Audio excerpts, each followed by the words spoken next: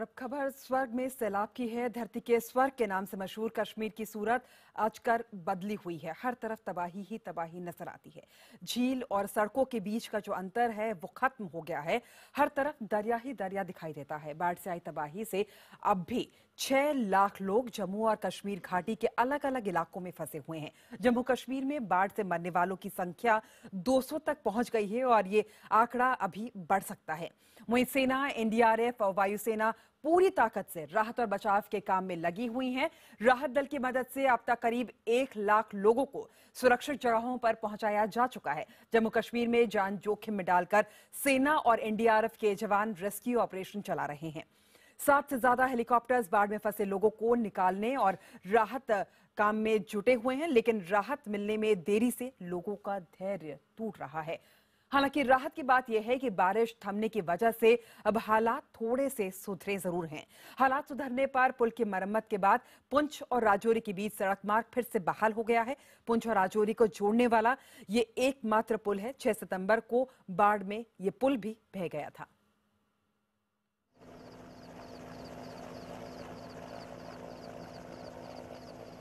और हमारे तमाम संवाददाता लगातार आप तक कश्मीर की तबाही की तस्वीरें पहुंचा रहे हैं। हमारी वरिष्ठ सहयोगी अनुभव भोसले ने वायुसेना के अधिकारी एयर कमांडर बालचंद्र से बात की और राहत कार्य की जानकारी ली।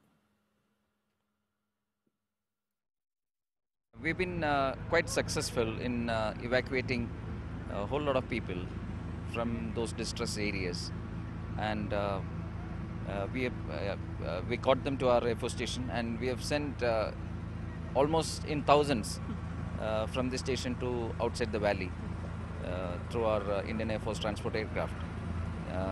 We have also been successful in dropping food supplies and water, because that is what they were deprived for the initial 2 to 3 days almost. So that operation is what is on in full swing now. जैसे जैसे मौसम ठीक हो रहा है, श्रीनगर में पानी कम हुआ है, लेकिन लोगों की मुसीबतें कम नहीं हुई हैं। हर तरफ तबाही का मंजर दिखाई देता है। बड़ी संख्या में लोग राहत के लिए अब भी इंतजार कर रहे हैं। हमारे संवाददाता खालिद हुसैन ने मुसीबत में फंसे ऐसे ही कुछ लोगों से बात की। करीबन 10 किलोमीटर पैदल चलने के बाद हम श्रीनगर के लाल चौक में पहुंच पाए। इस वक्त हम जीरो ब्रिज पे खड़े हैं और जीरो ब्रिज का ये रोमानियो होटल है। यहाँ से जो हमने आंखों से देखा है, फुल डिवास्टेशन देखने को मिल रही है। आप देख सकते हैं किस कदर पानी भरा है। जो 4 दिन पहले जो लोग जहाँ थे वो वहीं पर है, और हमारे साथ इस वक्त कुछ लोग हैं जिन्होंने इन 4 दिनों यहाँ के मंजर देखे हैं, ये सहा है ये पीड़ा। सबसे पहले हम जावेद साहब से बात करेंगे। जावेद साहब, आप 3 दिन से लगातार यहाँ रेस्क्यू कर रहे हैं, क्या देखा आपकी आंखों ने? बस एक कहर है, आप समझते हैं कि यहाँ पर बस कुछ नहीं बयान कर सकते हैं। बस तबाही ही तबाही है और कुछ नहीं है। कितने लोगों को बचाया आपने? हमने तकरीबन 250 से 300 आदमी को हम लोग बचा पाए हैं। अभी कितने लोग फंसे हुए हैं? अभी भी बहुत सारे हैं, क्योंकि आज कुछ पॉकेट्स ऐसे बड़े हैं जहाँ पर बोट्स अंदर नहीं घुस पाते हैं, क्योंकि वहाँ पर दरख्त जो है वो गिर गए हैं, मकान जो है वहाँ गिर पड़े हैं, तो उनके पास जाना बड़ा मुश्किल हो रहा है। मेरे साथ एक और हमारे सहयोगी है जो सहारा के हैं, राशिद वानी। राशिद पिछले 4 दिनों से खुद फंसे हुए थे और आज उन्हें नसीब ने साथ दिया और जिंदा बच पाए। राशिद, मैं आपसे जानना चाहूँगा, ये 4 दिन कैसे गुजरे और कैसे फंसे आप? वो शायद मैं बयान भी नहीं कर पाऊंगा जो जिस तरह से मैं फंसा हूँ। मैं एक्चुअली सुबह मॉर्निंग में ऑफिस के लिए जा रहा था, तो रास्ते में मुझे एक ट्रक मिला पुलिस का, तो मैं उसमें बैठा। जैसे ही थोड़ा सा आगे चले तो वहाँ से बहुत ज़्यादा फ्लो आ रहा था पानी का, तो हम उसकी जो गाड़ी थी, ट्रक था, उसके ऊपर चले गए। इतने में पानी इतना ज़्यादा आ रहा था कि ट्रक के ऊपर से चला गया। उसके बाद हम एक स्लैब पे रहे, स्लैब के बाद हम छत पे रहे, और 4 दिन 4 रातें हमने पूरी उस छत पे गुजारी। और आज भी 1 घंटा पहले मैं वहाँ से निकल के आया हूँ, और शायद किस्मत मेरी अच्छी थी कि आप लोग मुझे मिले। लेकिन इसके मुझे कोई, जो मेरी फैमिली है, मेरे भाई मेरे पीछे थे, मुझे उनका कोई 4 दिन जो आपने गुजारे, कितने करीब से मौत को देखा और क्या लगा आपको? मुझे पहले तो मुझे ये लगा कि अब जिंदा तो मैं बच नहीं पाऊंगा। मैंने अब शायद आप लोगों को भी एक SMS किया, प्लीज सेव मी। उसके बाद मैंने दूसरे अपने जो मेरे घर वाले हैं, मेरी सिस्टर ने एक कॉल मुझे किया कि वो बहुत ज्यादा रो रही थी, और मैं भी यहाँ से रो रहा था। वो मुझे ये कह रही थी कि मुझे बचाओ, लेकिन क्योंकि मैं उस हालत में था कि मैं उनको कह रहा था और आप लोगों से भी यही कह रहा था कि मुझे बचाओ। अभी भी मुझे कोई पता नहीं है कि मेरी फैमिली कहाँ है, मेरे भाई कहाँ है, मेरी सिस्टर कहाँ है, उनके बच्चे कहाँ है, कोई आइडिया नहीं है मुझे अभी भी। राशिद वानी की तरह कई लोग हैं जो अब भी फंसे हुए हैं और जो अब भी अपनी जिंदगी की उम्मीद कर रहे हैं, और रेस्क्यू ऑपरेशन चल रहा है और उम्मीद की जा रही है कि ज्यादा से ज्यादा लोग जो है जिंदा बच निकले, लेकिन फिलहाल हालात बहुत गंभीर है। कैमरा पर्सन अली मोहम्मद के साथ खालिद हुसैन, श्रीनगर, लाल चौक, IBN 7। जी हाँ, हालात सुधरे नहीं हैं, लोग अपनों की तलाश करें। और इस बीच हमारे संवाददाता पवन शर्मा ने वायुसेना के साथ रामबान और बनिहाल के इलाकों का दौरा किया। पवन बता रहे हैं कि मुसीबत इस घड़ी में सेना जो है किस तरह से लोगों की मदद कर रही है। हम इस वक्त जम्मू टेक्निकल एयरपोर्ट बेस पर हैं। ये बेस कैंप बनाया गया है, यहीं से रिलीफ पहुंचाई जा रही है कश्मीर में। ये AN-32 मेरे सामने यहाँ पर लगा हुआ है, इसके अंदर सामान रखा जा रहा है। आप देख सकते हैं यहाँ पर ट्रकों में सामान भरकर रिलीफ का जो है वो यहाँ पर पहुँचाया जा रहा है। उसके बाद AN-32 में लोड करके इसको कश्मीर भेजा जा रहा है, और वहीं से जो वहाँ पर लोग फंसे हुए हैं जो टेक्निकल एयरपोर्ट में हैं, जहाँ फिर कश्मीर के अन्य इलाकों में लोग हैं, उनको रेस्क्यू किया गया है।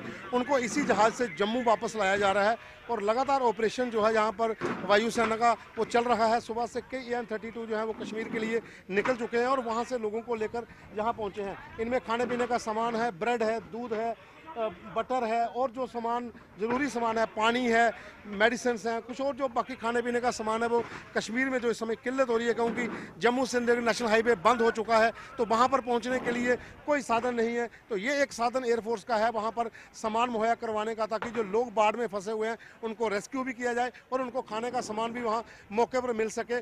लगातार यहाँ पर ऑपरेशन जो है वो युद्ध स्तर पर चल रहा है।